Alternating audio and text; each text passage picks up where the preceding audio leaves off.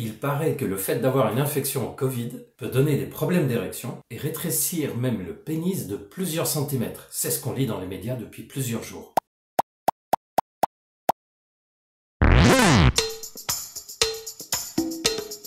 Bonjour tout le monde, je suis le docteur Gilbert Bougeraudet, médecin sexologue, expert sur la plateforme Charles.co. Et je vais vous dire aujourd'hui si c'est vrai que le fait d'avoir une infection Covid peut donner des problèmes d'érection et rétrécir le pénis. Commençons par les problèmes d'érection. Oui, le fait d'avoir une infection Covid peut donner des troubles érectiles. Et c'est quelque chose de logique. Toute infection importante de ce type peut donner des troubles érectiles. Je vous ai fait un schéma, regardez.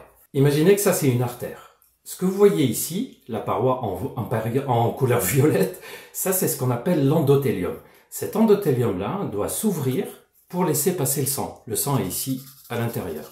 Il faut imaginer que dans le pénis, il y a des milliers de petites artères de ce type-là. Si l'endothélium est endommagé, et malheureusement, une infection par un virus, que ça soit le Covid ou d'autres virus d'ailleurs, ou l'état d'inflammation dans le corps, peut endommager cet endothélium. Et de ce fait-là, l'endothélium a plutôt tendance à se refermer, à se contracter, et donc à devenir plutôt de petite taille.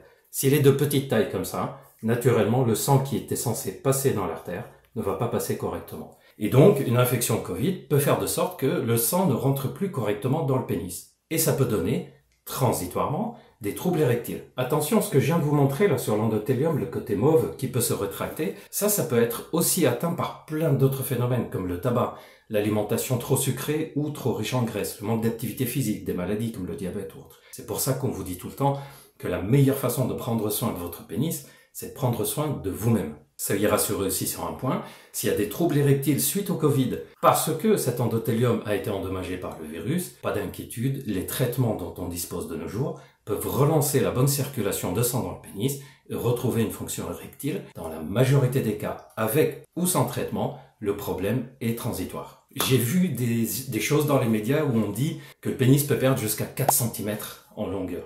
La taille du pénis dépend de la quantité de sang qui est présente dans le pénis, dépend de sa souplesse. Que si on a une infection, le sang peut rentrer moins bien dans le pénis et donc le pénis va se vider un peu de son sang. Résultat, ça va paraître plus petit. Pas d'inquiétude, dès que la circulation de sang se refait correctement dans le pénis, ça va donner naturellement un volume, une taille de pénis tout à fait correcte. Les rares cas où on peut observer une vraie rétraction du pénis, c'est quand il y a eu des inflammations très sévères, des séjours prolongés en réanimation, chez quelqu'un qui avait déjà des maladies qui peuvent prédisposer au rétrécissement du pénis, comme les maladies diabétiques ou les maladies inflammatoires ou un gros tabagisme.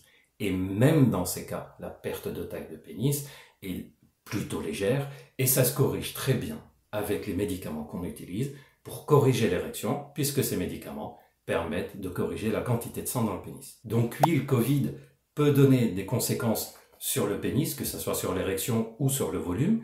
Dans la très grande majorité des cas, c'est bénin et transitoire. Et si c'est nécessaire, des traitements adaptés sont possibles pour relancer le fonctionnement du pénis. La meilleure façon de prendre soin de votre pénis, c'est prendre soin de vous-même. Alors prenez soin de vous et à bientôt pour d'autres infos.